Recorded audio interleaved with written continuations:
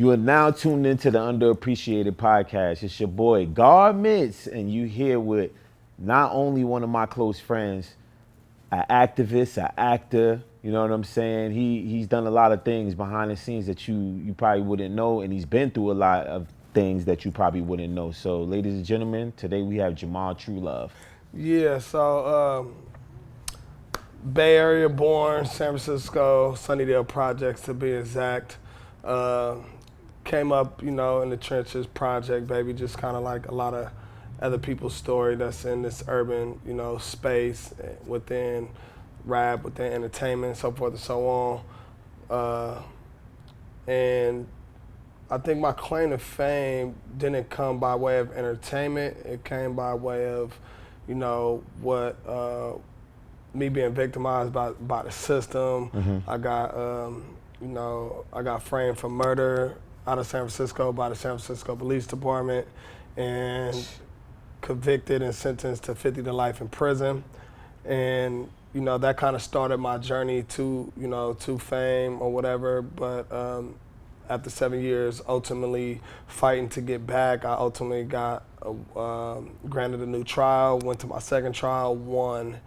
And then that's when, the conscious of what was going on with me and my career, where I was gonna go, I was able to act out pertaining to using the leverage that I knew about my case and about what the police did, and by way of suing them for framing me. And then going to trial in my civil case, I ended up winning my civil case and winning $13.1 million. Sheesh. And that's what made me really go viral, because it wasn't seen, that Right. you were able to, that somebody was actually able To to people prove go to war with the police. and with the system, And the system itself that, keeps us down. Yeah, and that's what made me go viral. That's what put the cameras and the attention on to who Jamal Trulove is and what is Jamal Trulove ultimately doing. And yeah, that was kind of like started the bubble to my success and everything else. That's crazy as hell. Yeah. To even hear that, because a lot of this stuff, I've heard of it before, I heard the story, but to sit down with you and talk to you about it, face to face, is kind of like, kind of surreal because of how it is in America. You know what I'm saying? It's very prevalent. This stuff happens every day to people and they don't even understand. But to be able to go to the silver lining, you know what I'm saying? Be in the darkness, as dark as you possibly could get, and then go see a silver lining in between that. You know what I'm saying? And like so coming up. So actually, let's say this: if you can go back in time right now, do you feel like you would like what happened to you have happened? You feel like, or do you think that you wish it never happened? I mean, in a lot of people's eyes, of course, it's like the most horrific thing that could happen to somebody is, go to prison for something that you didn't do and be sentenced to life in prison. And some people would have killed themselves, going through that. But for me, I wouldn't change anything of what happened, because it built me into who I am today. And also not knowing what I would have made of myself if I didn't go through that. I could have been killed. I could have, went through all types of other legal issues and so forth and so on. You just don't know. Right. So to try to say I'll go back on something that, that was prominent in my life, that built me into the person I am today, will be trying to make up of what the past could have been without knowing what the future could have been. Right. Without even knowing what it could have happened. Exactly. And, like my philosophy is like knowing your past could better predict your future than planning for it. Right. And me, as I sit here today, going through what I went through made me who I am today, where I could ultimately, dial back and look at my past decisions and why I went to trial and why I lost. And the reason being, I had to go through that in order for these positives to ultimately come to me, and trying to take away a negative takes away the positives that came from it. So it wouldn't make sense for me to, dial back and change anything. Well, in the Bay Area, was it like, is it, because I'm from the Bronx, I'm from New York, so it's kind of like the opposite. You guys are like way more laid back where y'all from and stuff like that, and like, you know what I'm saying, like the streets and stuff is a little bit, it's opposite to with how aggressive mine streets are. You know what I'm saying? It seems like y'all a lot more smooth and stuff like that. There's pimping and shit like that from movies I used to watch. You know what I'm saying? Like that's how I always thought the Bay Area. I'm thinking Dolomite, Superfly. Yeah.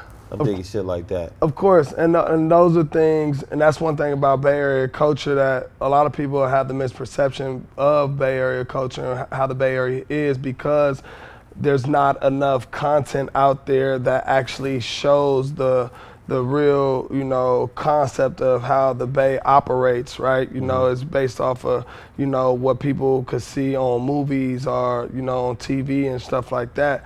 But I lived in the Bronx as well, you know what I mean? And I've lived in, for a whole year. I've lived in LA, of course. I lived, of course, in the Bay. I lived in Atlanta. I lived in Hawaii, and out of all the places that I lived, as much as people, if you don't know about the Bay Area is very fast-paced, right? And in every genre that you could think of, that's urban culture, when it comes down to fashion, when it comes down to dancing, when it comes down to even street shit, when it comes down to drugs, and all of these different things, right? And I like to have people understand, like, when you think about, like, why in the Bay Area or California, and I would say Bay Area before anything, we are so fast paced in the drug market, right? And that's why you could come to the Bay Area and get every drug that you can desire for the lowest price than anywhere in the whole United States, right? You can't, and so even with like fashion could be, you could drop a summer line during the winter in California compared to, you can't do that in in New York, because ain't nobody buying for the summer in New York. Right, but y'all experience summer, winter, and fall all year round. Exactly, and then you got to think about these other things, right? Like San Francisco, right? Fisherman Wharf is like the second most visited place in the world, only second to Disneyland, right? So when a quadruple homicide happens in San Francisco, you're not going to know about it. People don't know that San Francisco, Sunnydale Projects is the biggest project, where I'm from, is the biggest project in the whole California. You wouldn't think that this project is in San Francisco. You wouldn't think that San Francisco have projects in general, because it's known for high rent, white folks, LGBTQ, type of community and stuff like that, because it's a tourist a tourist city. People right? go there just to see the bridge. The economy is built off of tourism. Right. So why would they put any type of negativity out there into the world about a place that is reliant on tourism, right? But then you go to our brother in city right next door, being Oakland, right? It has the dark cloud on it. So if a quadruple homicide happened in Oakland, it's gonna be, on national news, because that's what it identifies with: Black Panther, danger, drugs, all of these negativities and stuff like that. But people aren't traveling to the Bay Area to Oakland to see Oakland, the culture, and see what it is. Exactly. But you know what was interesting, that you said the Black Panther. Black Panther actually showed the Bay Area in the first movie. I think they were in Oakland. It was right there in Oakland. When they were showing, remember when the kid playing came basketball. from? Where Michael B. Jordan's character came from. Yeah. And his father and stuff like that, and where they was living at and stuff, and how he ended up getting into the Black Panther party. It was kind of like double-edged sword kind of. It seemed like they were like touching on that. Yeah. But making it be, Wakanda. Of course. Changing it up a little bit. Of course, playing off of it, and for people who know these things, then they'll know that that's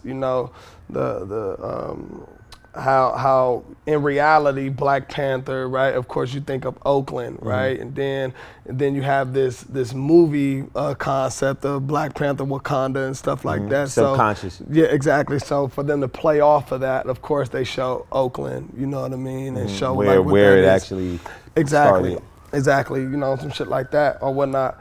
And we could go really deep into what that is, you know, for real, like, you know, where Black Panthers really started at, right, you know, and, you know, but I'm not gonna go. That's a whole nother argument. That's a whole nother episode. Right that's there. a whole nother episode. That'd be too long for y'all to. He goes deep real, on that. For real, but I mean, overall, you know, where I'm from, and you know, is similar to what you would think of Chicago. You know, what you think of, you know, New York. You think of Los Angeles. You know, the saying that everybody hood is the same bad shit that's going on.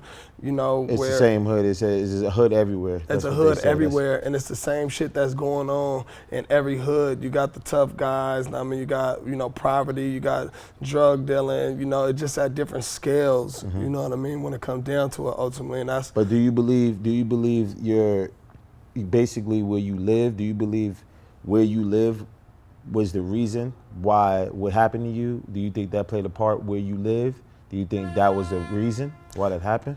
Yeah, absolutely. I mean, if I was or a product of your environment, basically. Product of your environment. You know, if I was born in, you know, Nob Hill in San Francisco, I wouldn't have went through the same things that I went through. Right. You know, I wouldn't have been focused on what, you know, the outside streets wouldn't have raised me. You know, I would have been raised by the inside influence being my parents, you know, and then their community of friends and what their families was doing and their kids was doing. That's what I would have followed behind and actually did. Correct. You know, but, you know, being a product of your environment, you know, me being in the projects, parents on crack cocaine and stuff like that, you taught everything good on the inside, you know, of the house, right from wrong. But in order to survive, once you step outside on, you know, on that porch and see who's being celebrated is, you know, the drug dealers, you know what I mean, the fighters, the killers, you know what I mean, holding a gun. All of these things was the cool thing to do, right? And that's all you typically see. So you know how, and you feel like that's the only way you're gonna be able to get fly. That's your destiny. You know, I remember being, you know, 11 years old, right, plotting on what project building I was gonna live in once I turn 18. Like, I can't wait I'm gonna have a spot in that building because that building's lit. Probably got some vibes in there. Exactly. Got bitches in there. And it's like, if you really think about it, I was planning my future to live in the projects. That's crazy to look at it from that perspective. You know what I mean? From that perspective, it's crazy. And not only that, right? I still envision myself having a lot of money. But having a lot of money and cars and jewelry and, you know, stuff like that. But my vision, you know, at that time, my reality was, you know, was to live in a building, you know, in the projects. But my dreams was of this big mansion and, you know, palm trees and, you know, all of these different things. That, and really, you don't even know what that looked like. But I didn't even know what the fuck that looked like. You know what I mean? That was things that, you know, you seen on TV. You seen other people, you know, showing it, and it was things that was like unreachable, you know. But the things that you could see was the thing that was actually reachable, you know, to you. And it was all about how do you get to that next step, you know, from it. And without opportunity, which I didn't have opportunity, you know, I didn't have the right mentors and guiders to show me something different outside of what, you know, was right in front of me. And that was the, you know, the schemers and the scammers, the drug dealers and the killers, you know, and that's what I envision myself. And then that's what got you down that route that caused ultimately exactly what happened. And when you're dealing with the police, you know, that's your, you know, public enemy number one. They're looking to, you know, to shame you in some type of way to your community by way of having you, you know, tell on, you know, crimes that you may see, or jack you up and put you in this box to, you know, call yourself a criminal. You can ask anybody right now, you know, and I bet you 98%, anybody that's in the hood, in the projects throughout the America, are you a criminal? 98% of them gonna say no. Right. You know what I mean? Yeah. Don't nobody want to be labeled a criminal, you know what I mean? But that's what they identify us as, you know, but, you know, and that's how I was viewed, even though, you know, I wasn't, you know, fully, I didn't put myself in these situations where I wanted to be looked at as this gangster or this, like this killer, you know, just by the visual, just by first look. Exactly, first look, you know. Of course, you got to deal with those elements of the projects and of the hood and stuff like that. But since I wasn't, you know, cut and dry, the police really wanted me, you know, to go to jail for something. I was too clean, you know what I mean? I didn't have no adult, you know, record. Yeah, I went to jail when I was a minor for receiving stolen property type shit, but that's it, you know what I mean? But when the police came jacking and everybody ran, I stayed. And they looked at it like I was arrogant, you know, I was cocky or whatever. So they first opportunity to sit me down for something, you know, they cut every corner that they can to make, you know, the charges ultimately stick. Right. So I think, you know, this is something that commonly happens in, you know, communities like mine throughout America. And, you know, most of the times people settle for the outcome by way of taking a deal or by way of, you know, kind of like just like giving up. Just giving up and just basically just taking what it is. Yeah, like this is normal. In order to get a lesser charge or less time, you know what I'm saying? Like, exactly. Either way. Regardless as if you did it or if you didn't do it, you know. Right. In my case, I didn't do it, right? But I still had to fight it. But you stood on that from the beginning, though. Yeah, of course. You probably like, I mean, there's a lot of pressure on that, bro. Yeah. That's crazy as hell, like, just to even, because you probably, I don't know what I would do, dog. Like, to be real with you, just thinking about it, you know what I'm saying? Because how do you even get in that position? Like, I know I've been guilty by association in my life, being around dudes I wasn't supposed to be chilling with, my actual homies, but I'm still down with them, but I'm the smooth one out of the crew, you know what I'm saying? Or more savvy, more smart, and then just still be there because I'm like, you know, it's the light skin shit. Of course. And then you know what I'm saying? They'll choose you regardless. Especially if they can't get nobody else, they're gonna be like, oh yeah, you for sure. Yeah, of course. Going down. Oh yeah, we're always, you know, being light skinned, you gotta go over and beyond to either prove yourself in the hood, but also you're the scapegoat to the police as well, because they believe you're gonna be the one that's gonna crack, right? Or, you know, or you're the one that can't fight. Or you're the one that ain't about the, you know, that ain't about down that for the life. action. You know what I mean? That life. Exactly. But then it makes us go extra harder. Because then it's like, oh, it's the super violation shit that you want to see. Exactly. And then we'll prove it, like just to prove it. But it's not even that deep. Yeah, exactly. And that's, you know, and that's how, you know, I came up having to, you know, kind of, you know, wiggle in between the cracks of, you know, perception, you know, of what I'm supposed to be doing or how further can I go to prove myself that I am one of, you know, one of those guys, you know what I mean? Somebody to fear, somebody to respect, you know, and it was, you know, it's. It just be like that in the hood, though. It be like that. I mean, you have to be feared and respected. If not, it's not safe for you. And that's what people, they got to understand, especially people back at home when you watching this stuff and you listening to this is real stuff. Like, you have to be like that when you in that environment. You know what I'm saying? 100%, because I've seen people who didn't know how to master the you know, that mask, right, of being this person, and they become victims. Right. You know, the coolest dude ends up becoming a victim if you don't know how to fall into, you know, how the streets work. So even when, you know, I studied the game, like I followed the rules, you know, and that's what it came down to. And that's why I sat in jail for something I didn't do, right? And people look at it like, oh my God, he didn't do it. That is so fucked up. But that's the code. That's what you live by, you know, regardless if you did it or if you didn't do it. But you was like, I was outside. So I was outside. I was within, you know, these activities, like type shit, regardless if I didn't do it, if the dude who didn't do it didn't stand on a certain principle. There's no law to that, right? There's only one rule in the game that ain't argumentable, and that's not snitching. Right. Everything else is argumentable. You know what I mean? Yeah, nigga, if you end up, you know. But you sign up for that when you step outside, and we all go outside together, and we going to do some shit. You know the rule. Yeah, that's everybody's for themselves when the shit is over. That's the one rule, but you know that's the silver lining, right? But there's so many other rules I believe that we supposed to abide by that we don't, right? That's all argumentable, except for, i.e., your mans is, y'all mans, right? But then this nigga end up selling drugs to your mama, and your mama, you don't want your mama, on no drugs, anything like that, right?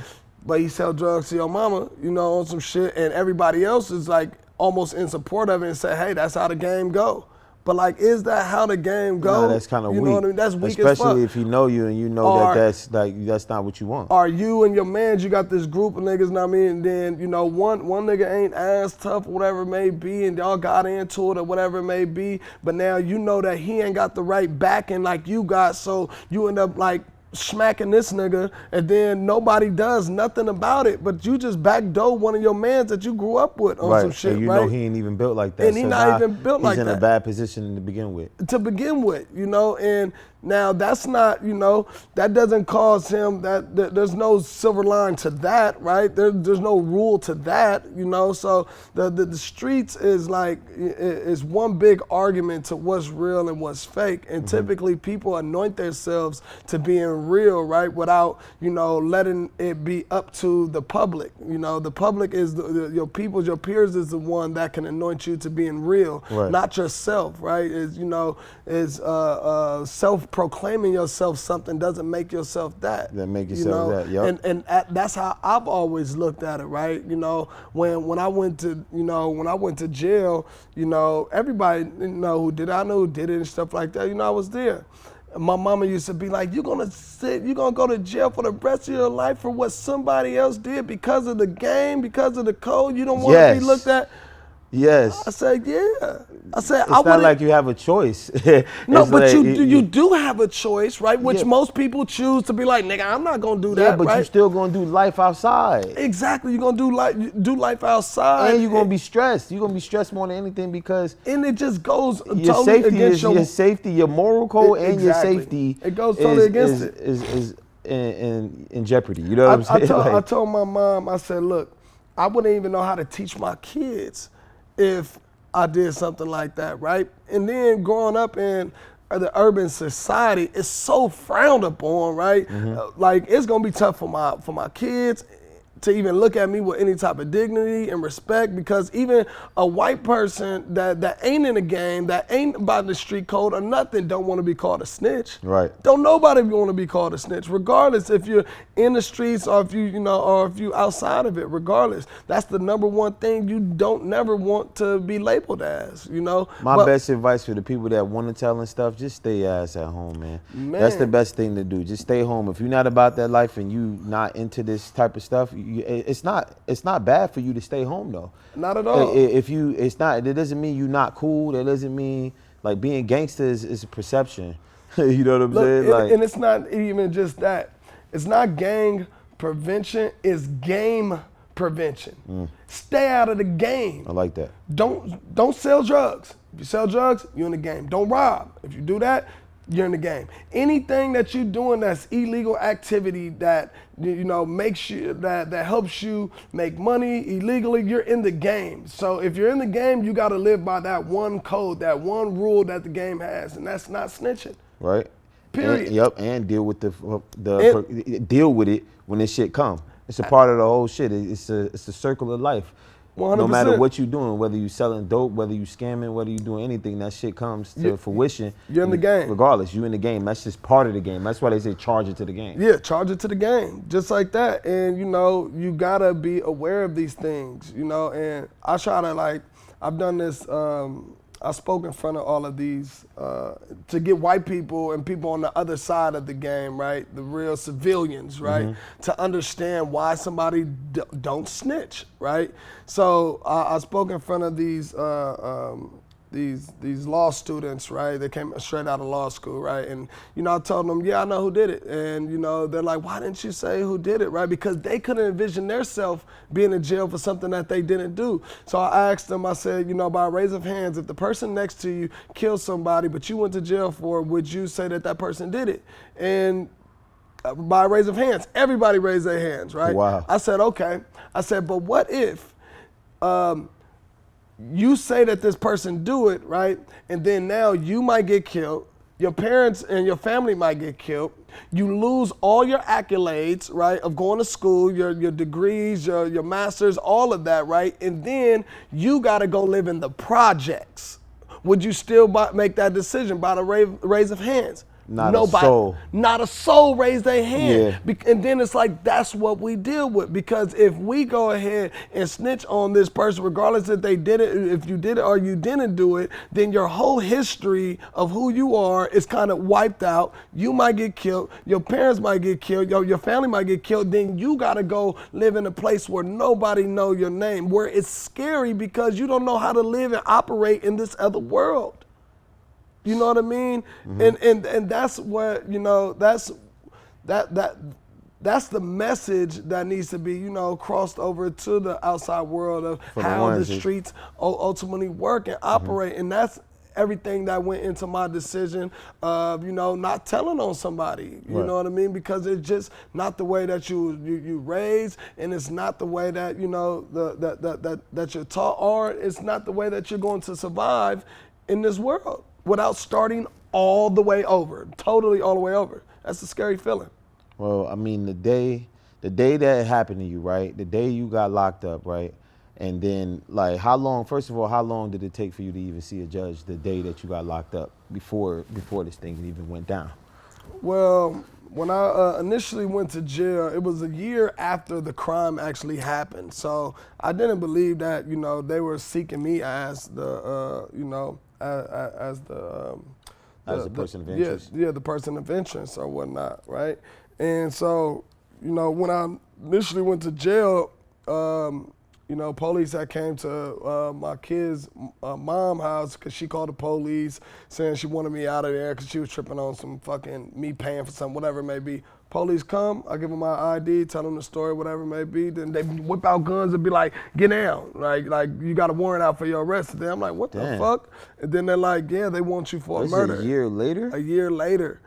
They want you for a murder out of San Francisco. So the first thing I thought in my mind is like, oh, okay, they're doing this really to try to question me. Right. You know what I mean? To see what I know about it. To see what I know about it and stuff like that, right? But it wasn't that at all. They were literally set on, they have 2 witnesses saying that I did it.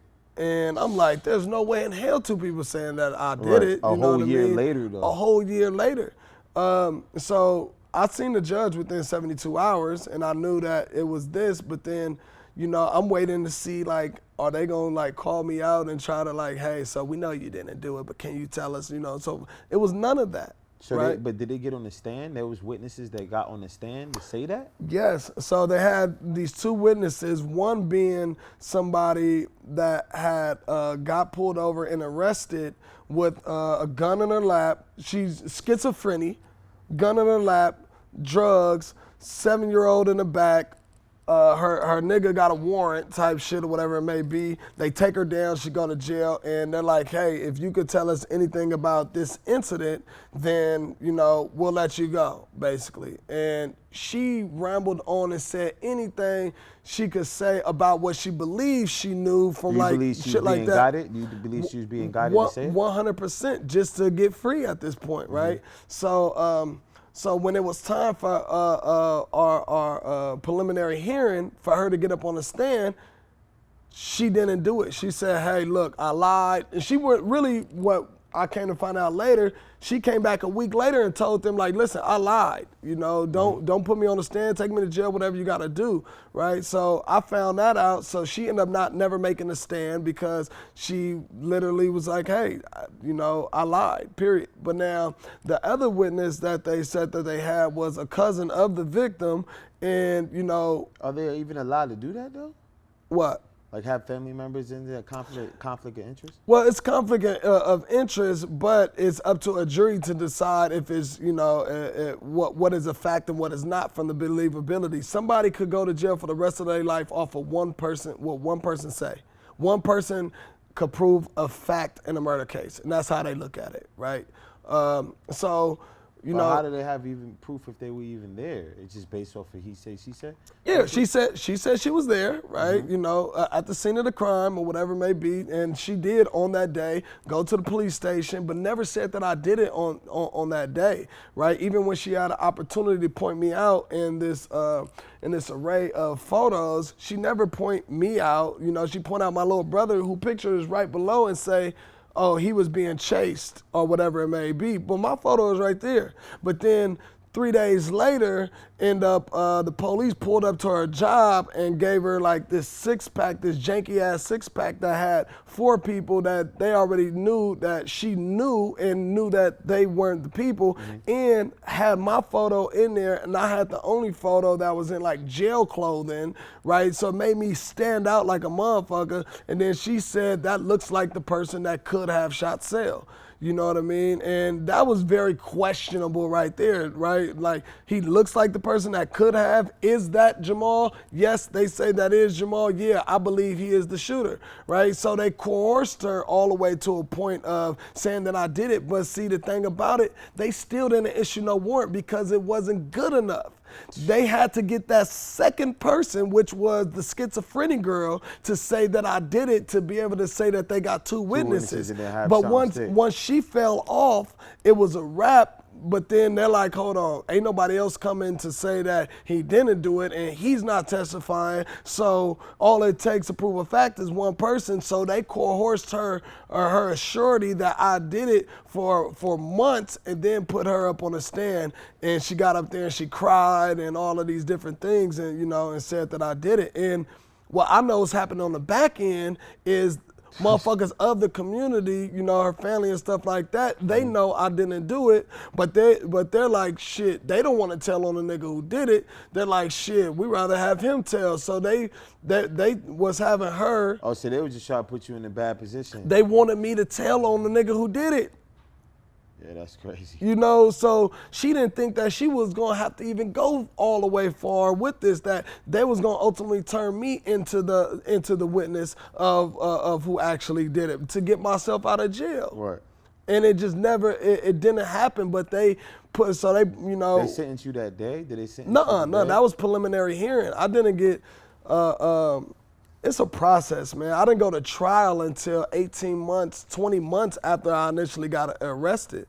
So you just sat in jail just not knowing when your trial was going to be? Yeah, not knowing. I mean, you got 90 days, you got 90 days to trial, right? But you waive your time, right, to prepare for, the rest of your life. You going to trial, right? You facing life in prison. You want to be ready, at the end of the day. So I didn't do a speedy trial. It took time for us to ultimately come up with the concept of what our fight was going to be, you know what I mean? And, after 20 months, I went to trial and I lost. Sheesh. What was the moment? What happened in your mind when they told you that you're guilty of this? Well, even though you know you're the innocent. crazy story is about it is I knew that they had found me guilty before I even heard the verdict, because the jury had asked a question before they came with their verdict, right? And when they ask a question, they kind of bring you down, the attorney, the DA, and stuff like that. And the question was, what's the difference between first-degree murder and second-degree murder? So you like either way, you're not even saying anything about me being innocent. You trying to see which punishment, which one is going to be a more severe punishment. Which one do we believe that? It was first degree? No, not charged. The charge is the charge, right? But which option, right? Mm-hmm. Either, he's going to get first degree murder that consists of 25 years to life, or second degree murder that consists of 15 to 20 years to life, right? So, and they came down with first degree murder, which since a prior receiving stolen property was a felony, they had another charge on there as a felon. And if they believe I did it, then I was a felon in possession of a firearm, which doubles my sentence. And that's how I ended up getting 50 years to life. Because my sentencing being this one crime, being 25 years to life, and then they could double it because of the other charge. And that's how, that's how it was set up. Wow. So when they hit that So when gavel, they hit that gavel, Yeah, when they asked that question or whatnot, I already knew that they had sentenced me to, that they had, convicted me. They came back, guilty, all 12. So when I went into the courtroom, I already knew what it was. So after that, you went and sat down. Did you just go sit down for the full time? You had to go sit down. What was the full amount of time that you did? The full amount of time I did was 7 years, ultimately. 7 years? Yeah, 7 years. Really, 6 years, 10 months, and 53 days.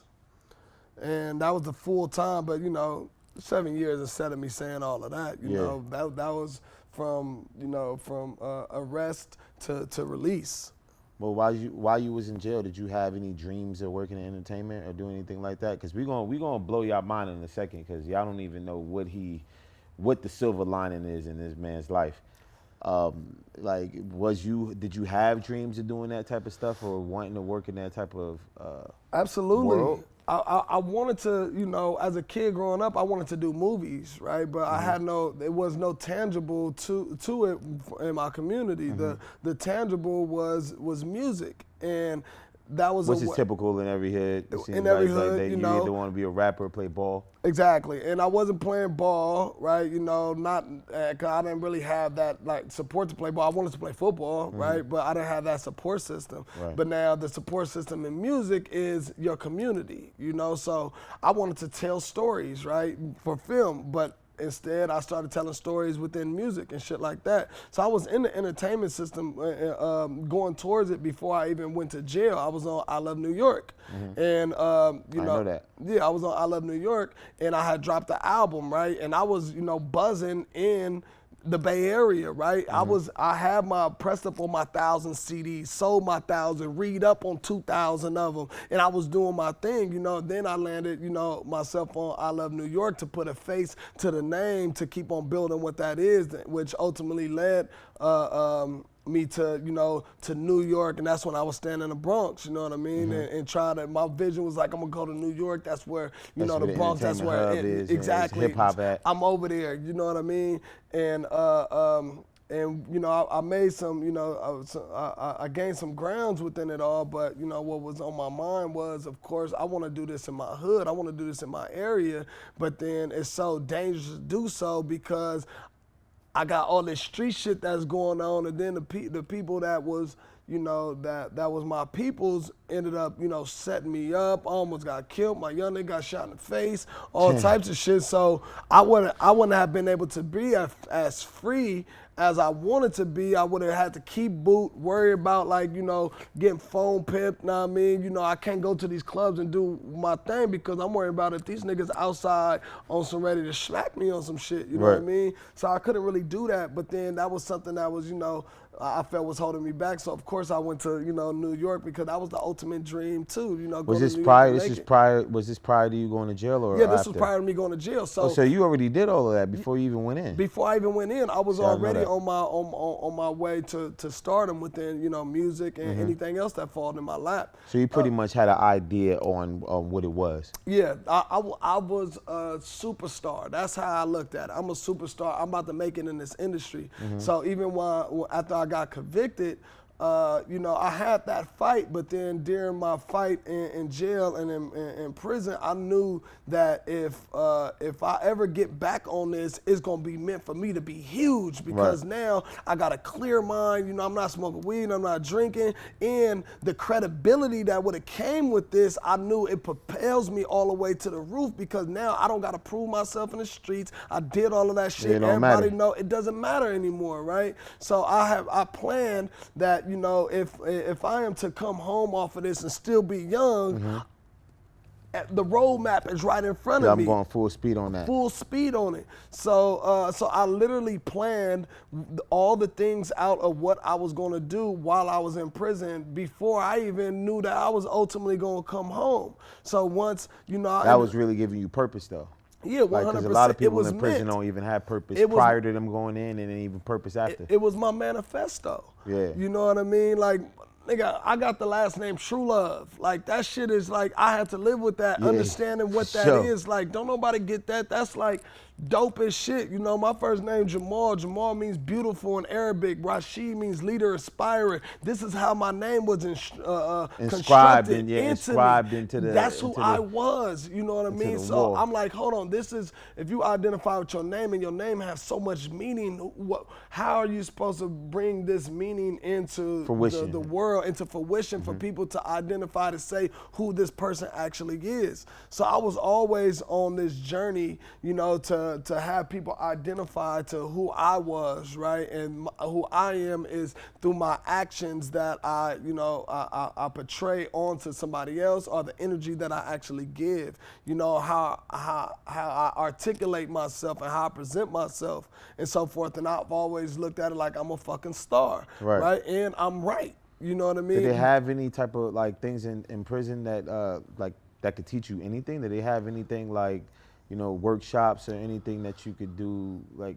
No. No? No, not at all. Like Yeah. when you in prison, I was on level 4 prison yard, man. Like if you go into any type of schooling, little shit, whatever it may be, people are going there to plot and to do drugs and shit like that, right? You are forever, you know, peeping the scene of what's going on. So you know it's what just I an mean? institution. This is institutionalized. It's institutionalized. Like ain't nobody trying to study. Ain't nobody, you know. Some people may have. I would have loved to take a class or a to course be able to study the arts or on whatever. on how to act and how to. All of these things. I would Right. have loved to do all of these things, but there was no time for that because you'll end up becoming a victim if you don't know what the fuck is going on around you. Like I've watched motherfuckers like literally be cool with a nigga, bait him in, you know, eating everything. The next thing you know, start, you know, fucking Marilyn Manson a nigga like, stabbing Damn. the shit out of a motherfucker 20 times. You know what I mean? After busting a spread with him. You know what I mean? I've Why, seen though? this happen on numerous of times, you know, and it Why could be does that something. happen though?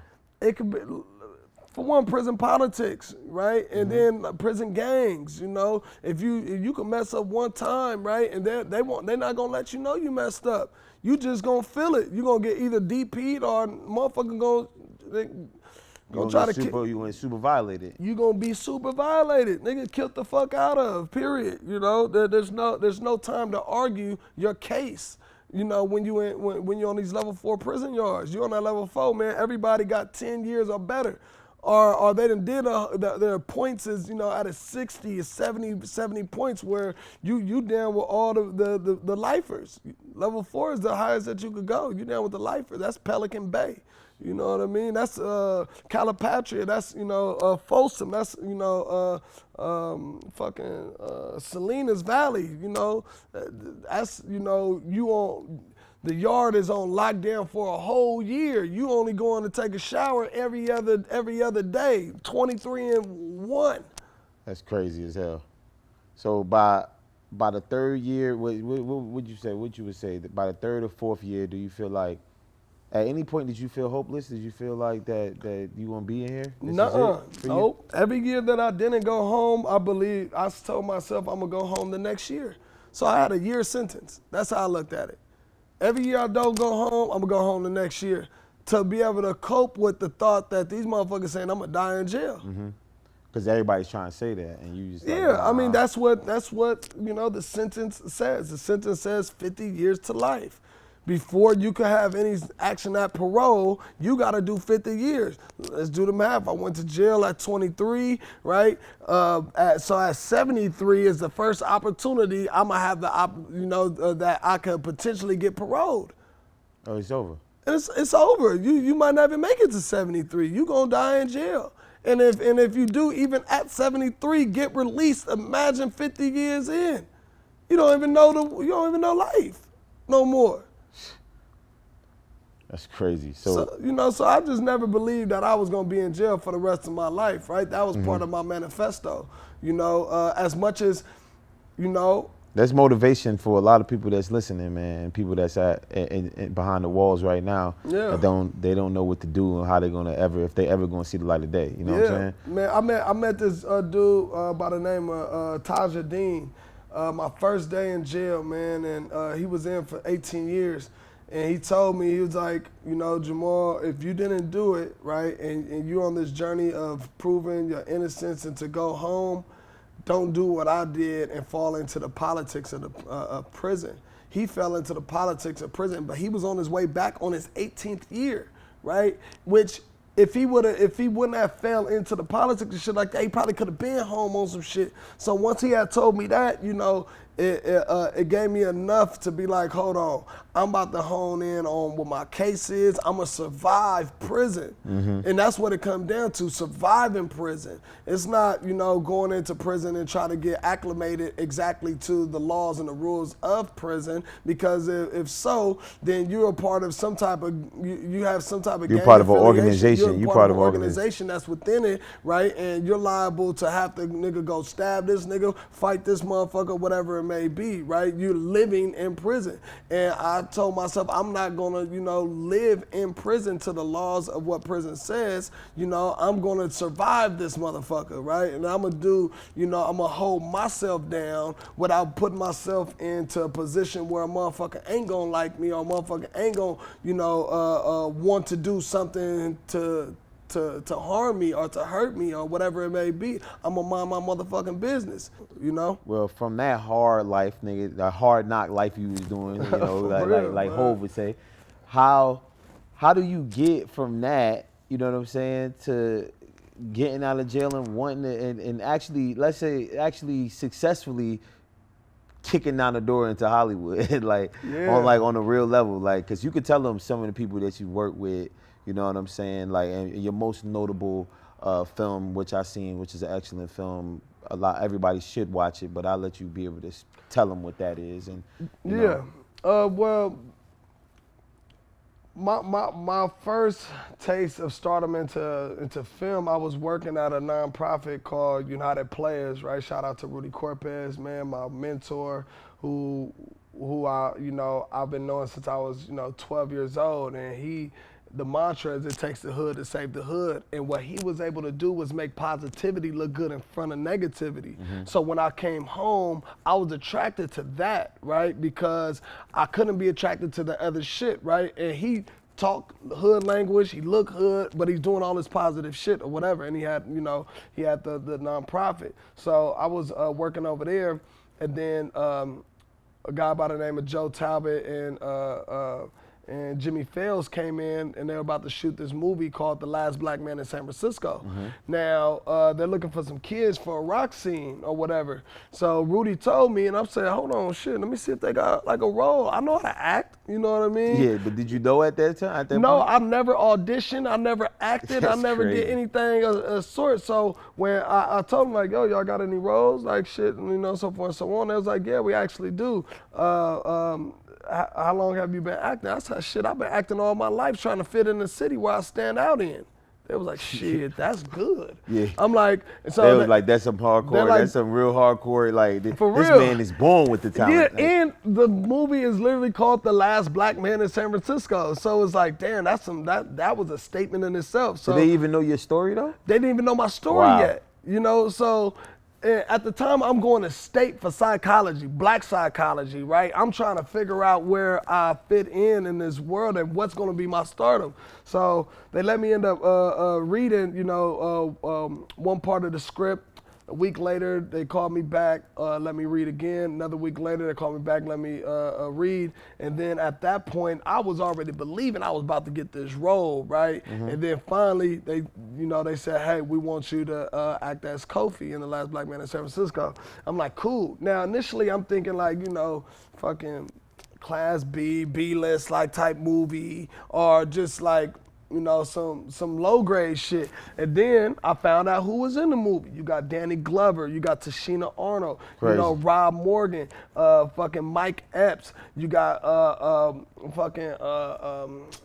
course Jimmy Fails, then you have what's the guy's name that's in the Disney Jonathan movie? Is that the dude that's in the Disney movie? That's Kang? Yeah, Jonathan Majors. Yeah, he. Like, now, he's in I didn't even know stuff. who Jonathan Majors was at that moment, He wasn't right? even. He wasn't the even biggest. that lit yet. He wasn't lit yet. He had 2 movies. So after I found out who he is, I went back and I watched White Boy Rick. Right? Yeah, I watched. He wasn't White Boy Rick, wasn't he? Yep. And then he was in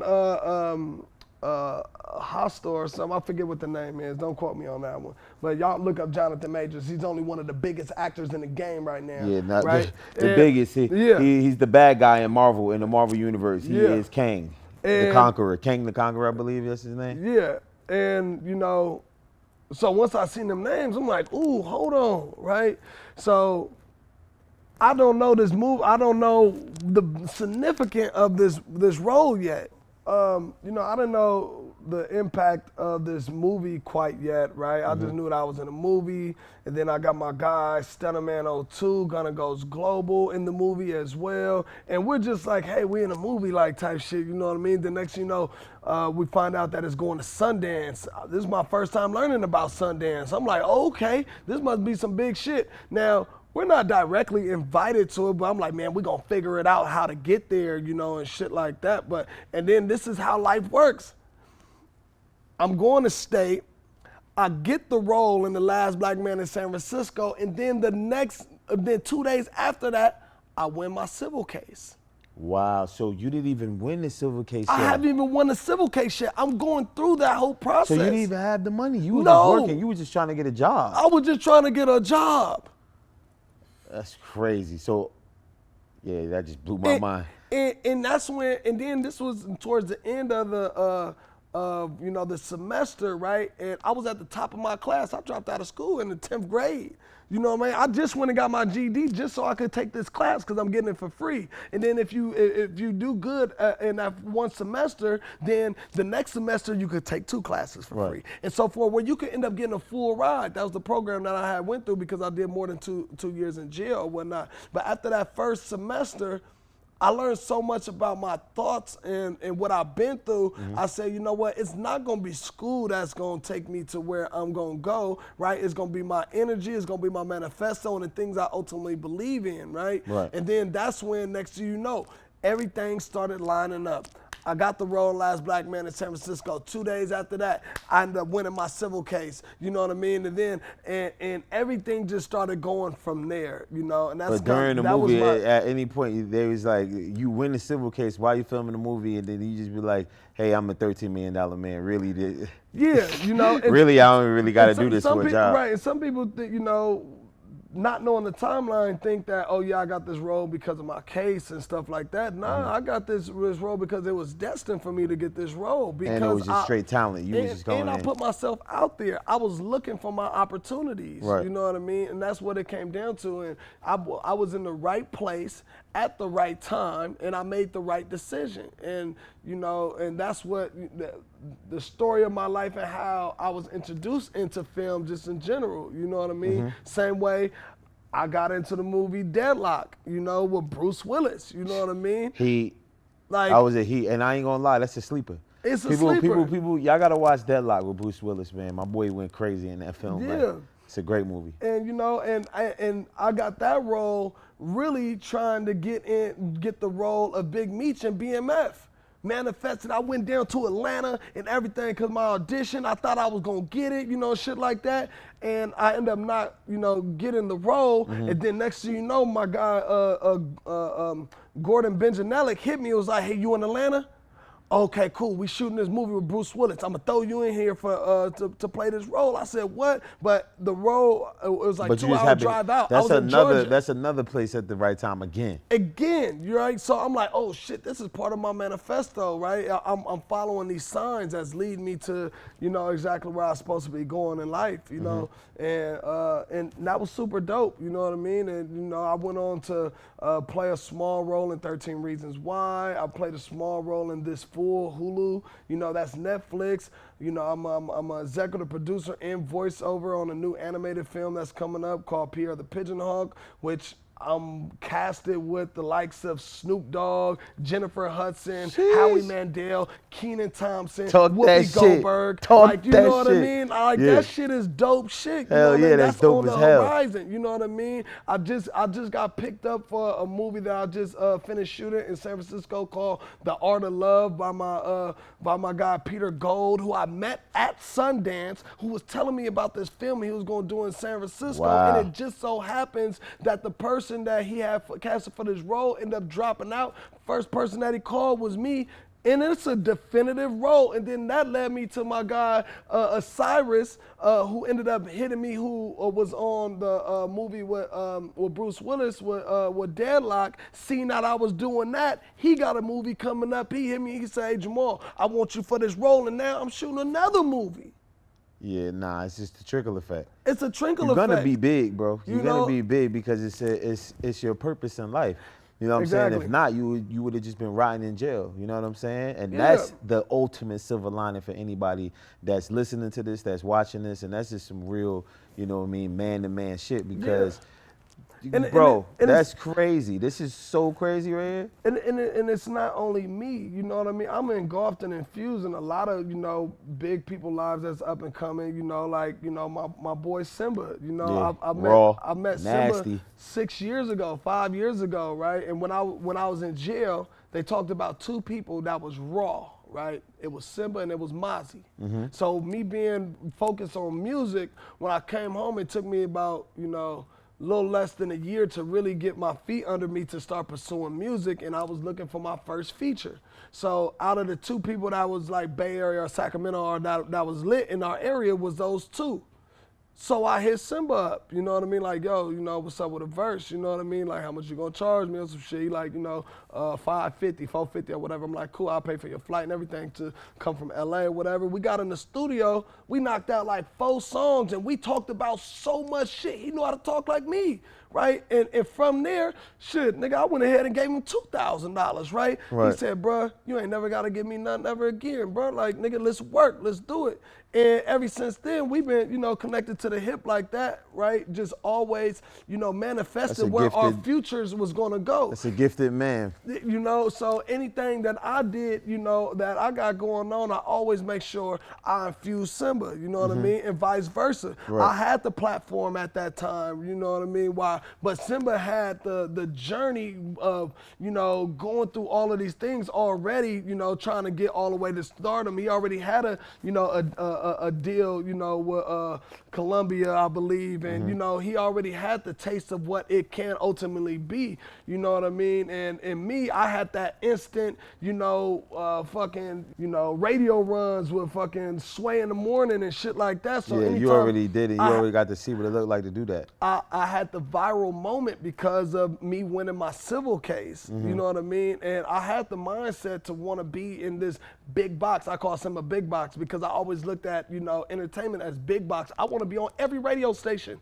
I want to do big shows. I want to do all of these different things. You know, I want to travel, you know, shit like that. So I wanted to bring along people with me who had these same dreams. The same drive and dream. But all that's going to do is cause it to happen. Exactly. And, you know, and that's what slowly but surely, you know, ended up happening where I started exceeding in all these different, you know, all these different things, not necessarily music because I was just, my mindset was too big just to be an artist, right? You know, and film ended up being what I gravitated to because I could understand it, I could cultivate it that much more easier than the music component to it. And I learned the music industry, the way that it's structured. You know, I done sat with the, you know, the Dame Dashes and the, you know, Steve Rifkins, you know, of the world and stuff like that. And, you know, and got the game from it. Even like my guy Cass, right, who kind of, you know, really broke me down a lot, but taught me so much, you know, on my journey about who I was gonna be and how I can make an impact in this culture. And it's more so being an executive. You working behind the scenes though on a lot of levels, and I didn't even know who Bro was. You introduced me to Bro at that party at your boy's birthday party. Yeah. And what's your boy's name again? That we went to his birthday party.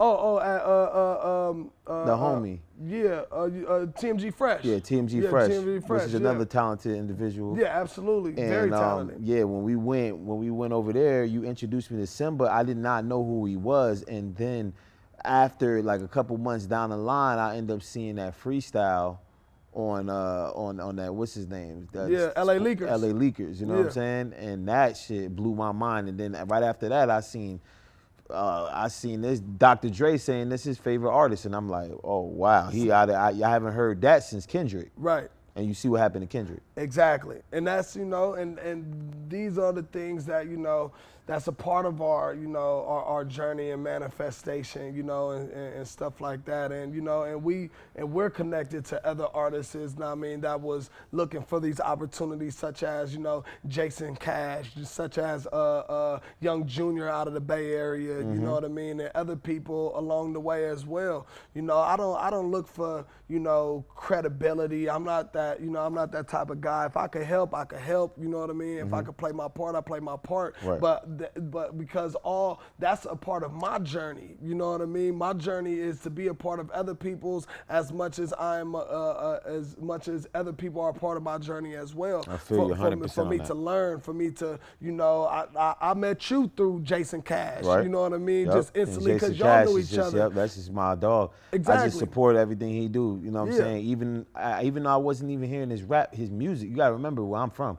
From the East Coast, it was just a totally different world. Like Eric Bellinger put me on into that world, and that's how I met Jason Cash. It was Eric Bellinger, and that's my partner. You know what I'm saying? Yeah. One of the first guys I met out here, and I didn't even know the level he was on when it came to R&B and the pen game, and you know what I'm saying, and just West Coast period, and how important songwriting is, how important all of that stuff is, and how many people are getting their songs written. I didn't know any of that Yeah, either. exactly. You know what I'm saying? So to be able to see both of those worlds and then how we met off of two solid individuals, you know Yeah. what I'm saying?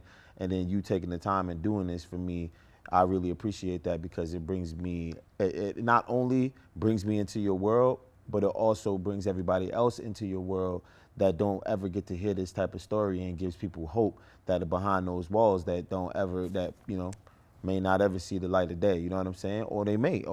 Yeah, nah, absolutely, man. I was meant to be a vessel, to be a testimony of, of resilientness. You know what I mean? Of a person that's supposed to be the face of what can be, of hope, and inspiration, for motherfuckers that's, in jail and motherfuckers who going through something even free.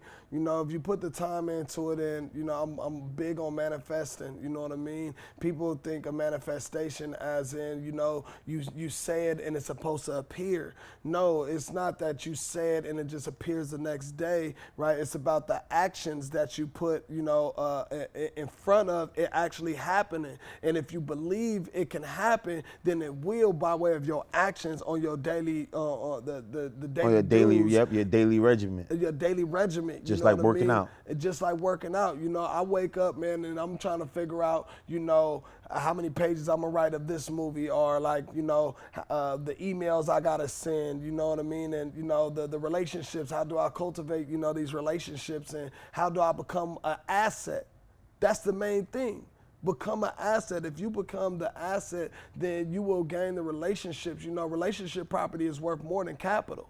I've got I 100% I've believe got that. in these doors, and around these people, one of my good friends, is 60-something years old, 70 years old, and a real introvert. I'm the extrovert, and he makes $235,000 a day. Shit. That's the motherfucker I'm looking up to, Right. you know what I mean? The motherfucker I want to, have as my mentor, you know what I mean, to be able to get Because to you are the that company you status. keep. It don't matter. It's gonna rub up on you regardless whether you want it Yeah. to rub up on you or not. Right. You know what I'm saying? And to basically conclude this very rare episode of one of my favorites, you know what I'm saying, is like I just want to let you know on behalf of the Underappreciated podcast. I say this under appreciation because this story, your story, is not told all the time. They actually try to hide these type of stories. Yeah. This rags to riches. You know what I'm saying? Literally rags to Right. riches. These stories, and they don't like to tell these stories. So on behalf of the Underappreciated podcast, I want to let you know that you appreciate it, bro. Hell yeah. And you my homie. Sure. I look up to you, you know what I'm saying? Appreciate And that. then the people that I come and talk to, I usually look up to them because I'm also learning. I believe in that equity, you know what I'm saying? The people Yeah. that you know, Social truthfully are, the social equity is the most important thing in this world. And if y'all at home watching this and doing this, y'all make sure y'all get y'all social equity up before sure. your financial equity, because that shit is not gonna get you nowhere. It'll get you only so far, and then you'll be If you don't know nobody, you can't get in that door. You can't even buy to get in that door because they don't care about money. Hey, look, man, Jay-Z said it the best, man. What's having 100% of nothing? It's nothing.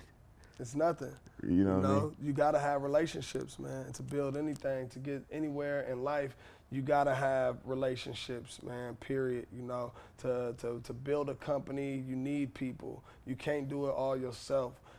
Get outside of the mindset of day ones, and say that it's only y'all. No, it's not. Change is inevitable. Don't be scared to change. Don't be scared to stop doing the negative shit, and convert it over to the positive, and the energy that you learn from the negative convert over, because, the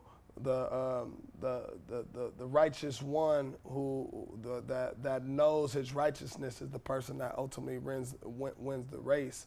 And sometimes the arrogant one, be arrogant about who you are in a more positive way and not in a negative way. You know what I mean? And that's where you're gonna excel, beyond your your fantasies and dreams at the end of the day. And that's how I look at it. Yep, there you have it. Jamal Trulove, ladies and gentlemen. Come on, man. Appreciate, man.